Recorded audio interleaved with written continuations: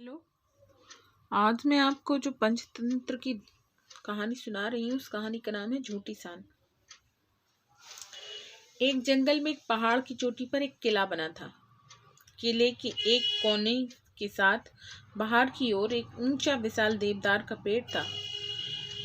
किले में उस राज्य की सेना की एक टुकड़ी तैनात थी। देवदार के पेड़ पर एक उल्लू रहता था। वह भोजन की तलाश में नीचे घाटी में फैले ढलवा चरवाहों में आता।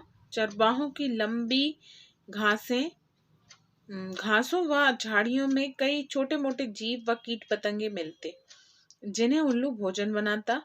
निकट ही एक बड़ी झील थी, जिसमें हंसों का निवास था। उल्लू पेड़ पर बैठा झील को निहारा करता। उसे हंसों का तैरना व उड़ना मंत्र मुग्ध करता। वह सोचा करता था कि कितना शानदार पक्षी है हंस। एकदम दूध सा सफेद गुलगुला शरीर, सुराहीदार गर्दन, सुंदर मुख व तेजस्वी आंखें। उसकी बड़ी इच्छा होती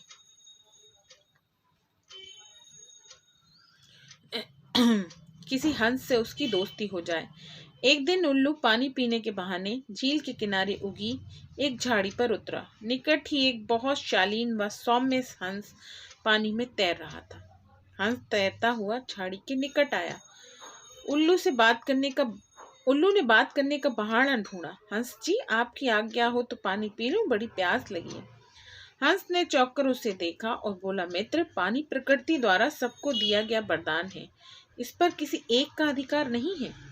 उल्लू ने पानी पिया, फिर सिर हिलाया, जैसे ही उसे निराशा हुई हो। हंस ने पूछा, मित्र, असंतुष्ट नजर आते हो, क्या प्यास नहीं बुझी? उल्लू ने कहा, हे हंस, पानी की प्यास तो बुझ गई, पर आपकी बातों से मुझे ऐसा लगा कि आप नीति व ज्ञान के सागर हैं। मुझ में उसकी प्यास जाग गई है, वह कैसे बुझेगी? हंस मुस्कुराया, मित्र, आप कभी भी यहाँ आ सकते हो, हम बातें करेंगे। इस प्रकार मैं जो जानता हूँ वह आपका हो जाएगा और मैं भी आपसे कुछ सीखूंगा। इसके पश्चात हंस व उल्लू रोज मिलने लगे। एक दिन हंस ने उल्लू को बता दिया कि वह वास्तव में हंसों का राजा हंसराज है। अपनी असली परिचय देने के बाद हंस अपने मित्र को निमंत्रण देकर अपने घर ले आया। शाही ठाठ थे, खाने के लिए कमल व नरगिस के फूलों के व्यंजन परोसे गए और जाने क्या क्या दुर्लभ खाद्य थे। उल्लू को पता ही नहीं लगा। बाद में सौंफ इलायची की जगह मोती पेश किए गए। उल्लू दंग रह गया। अब हंसराज उल्लू को महल में ले जाकर खिलाने पिलाने लगा। रोज दावत उड़ती। उसे डर लगने लगा कि किसी दिन साधारण उल्लू समझकर हंसराज दोस्ती न तोड़ ले। इसीलिए स्वयं को हंसराज की बराबरी का बनाए रखने के लिए उसने झूठ मूठ कह दिया कि वह भी उल्लुओं का राजा उलूक राज है। झूठ कहने के बाद उल्लू को लगा कि उसका भी फर्ज बनता है कि हंसराज को अपने घर बुलाए। एक दिन उल्लू ने दुर्ग के भीतर होने वाली गतिविधियों को गौर से देखा और उसके दिमाग में एक युक्ति आई। उसने दुर्ग की बातों को खूब ध्यान से सुना, सैनिकों के कार्यक्रम नोट किए, फिर वह चला हंस के पास। जब वह झील पर पहुंचा तब हंसराज कुछ हंसनियों के साथ जल में तैर रहा था। उल्लू को देखते ही हंस बोला, मित्र, आप इस समय? उल्लू ने उत्तर दिया, हाँ मित्र, मैं आपको आज अपना घर दिखाने व अपने मेहमान बनाने के लिए लेकर आया हूँ। मैं कई बार आपका मेहमान बना हूँ, मुझे भी सेवा का मौका दें। हंस ने टालना चाहा, मित्र, इतनी जल्दी क्या है, फिर कभी चलेंगे। उल्लू ने कहा, आज तो आपको लिए बिना नहीं जाऊंगा। हंसराज को उल्लू के साथ जाना ही पड़ा। पहाड़ की चोटी पर बने किले की ओर इशारा कर उल्लू उड़ते उड़ते बोला, वह मेरा किला है। हंस बड़ा प्रभावित हुआ। वे दोनों जब उल्लू के आवास वाले पेड़ पर उतरे तो किले के सैनिकों की परेड शुरू होने वाली थी। दो सैनिक बुर्ज पर बिगुल बजाने लगे। उल्लू दुर्ग के सैनिकों के रिहर्स के कार्यक्रम को याद कर चुका था, इसीलिए ठीक समय पर हंसराज को ले आया था।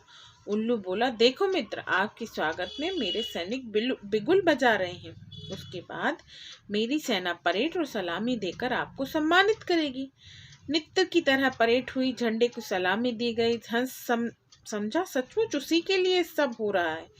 अतः हंस ने गदगद होकर कहा, धन्य हो मित्र, आप तो एक सूरवीर राजा की भांति राज कर रहे हैं। उल्लू ने हंसराज पर रौब डाला।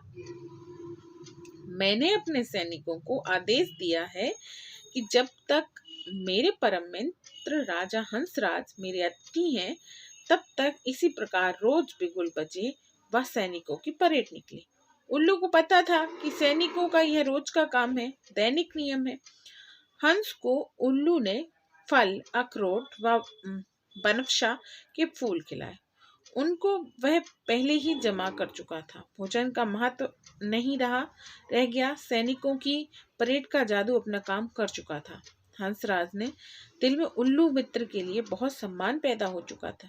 उधर सैनिक टुकड़ी को वहां से कूच करने का आदेश मिल चुके थे। दूसरे दिन सैनिक अपना सामान समेटकर जाने लगे तो हंस ने कहा, मित्र देखो, आपके सैनिक आपकी आज्ञा के बिना कहीं जा रहे हैं। उल्लू हड़बड़ा कर बोला, किसी ने उन्हें गलत आदेश दिया होगा, मैं अभी रुकता हूँ।